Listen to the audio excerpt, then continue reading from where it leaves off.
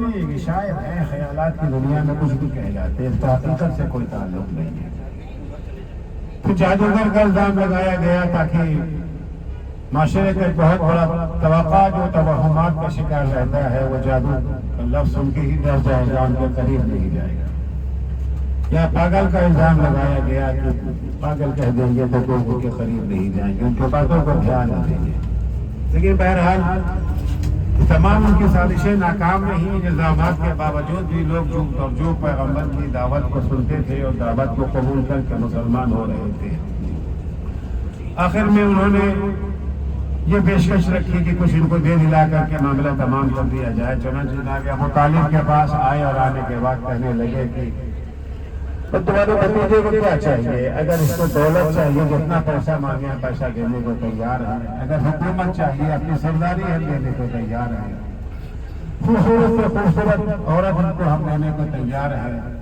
پیغمبر نے جواب دیا کہ یہ سب چیزیں کیا ہے، اگر تم ایک ہاتھ پہ ہمارے چاند رکھ دو دوسرے پہ سورج، پھر بھی میں اپنے اس پیغام سے دستبردار نہ ہوں گا۔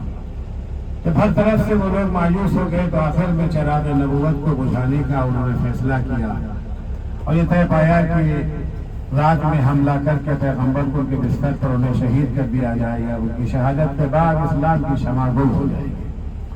اللہ نے اپنے حبیب کو خبر دے دیا کہ یہ ان کے منصوبے ہیں، آپ ہجرت کر جائیے، حضرت علی علیہ السلام کو اپنے بستر پر سلا دیجیے تاکہ یہ سمجھے کہ پیغمبر گھر میں موجود ہے۔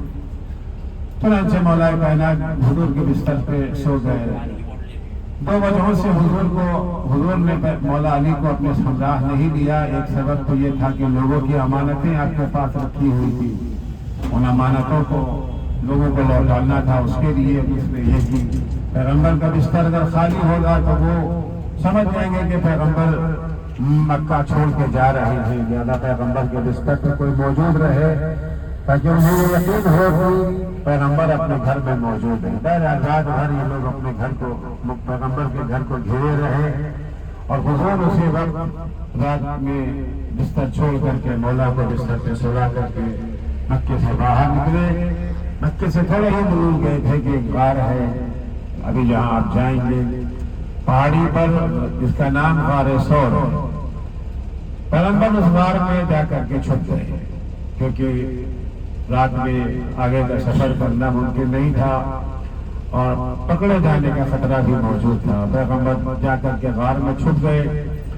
اللہ نے نبی کی جان کو بچانے کا ایک خاص انتظام یہ کیا کہ مکڑی سے کہا گیا کہ غار کے دہانے پر اپنا جال بن دے اور کبوتر کو یہ حکم ہوا کہ جا کر کے اس پر گھونسلہ بنا کر کے انڈے دے دے۔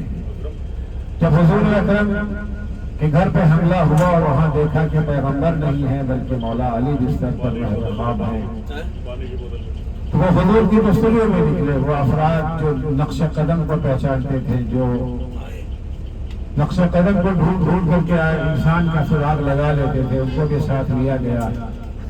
نقش قدم ڈھونڈتے ڈھونڈتے وہ لوگ غار ثور تک پہنچ گئے، مگر جب وہاں انہوں نے دیکھا کہ غار کے اوپر مکڑی کا جالا تنا ہوا ہے اور وہاں کے اوپر کبوتر کا گھونسلہ بنا ہوا ہے جس پر انڈے بھی دیے گئے ہیں، تو ان کا بھائی اگر یہاں سے گئے ہوتے تو یہ جو ہے جالا ٹوٹ گیا ہوتا، یہ گھونسلہ یہاں کیسے ہوتا، ممکن نہیں ہے کہ وہ انسان جائے۔